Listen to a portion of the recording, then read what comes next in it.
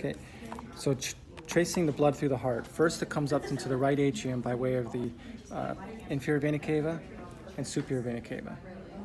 Now in the right atrium, notice the right atrium has smooth walls to it, compared to the ventricles, which are really rough. Okay, so smooth walls in the right atrium.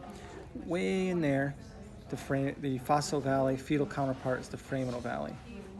From there, it goes into the blood goes into the right ventricle by way of the tricuspid valve.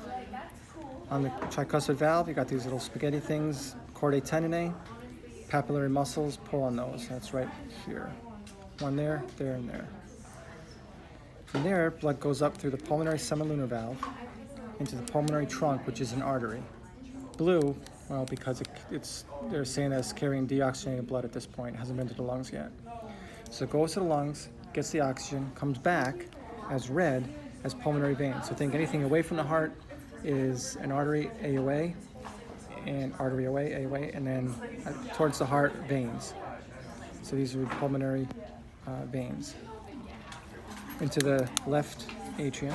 From the left atrium into the left ventricle, by way of the mitral valve or bicuspid valve or left atrioventricular valve.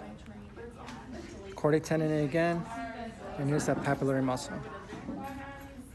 From there, blood goes up through the aortic semilunar valve, deep inside, or aortic valve, some people call it, into the aorta. From the aorta, aortic arch, brachiocephalic artery, left common carotid artery, left subclavian artery.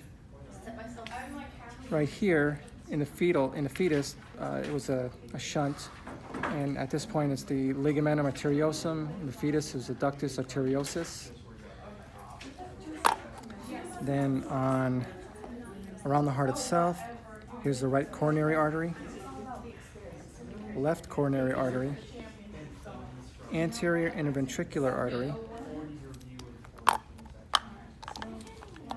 coronary sinus, circumflex artery. And that's it.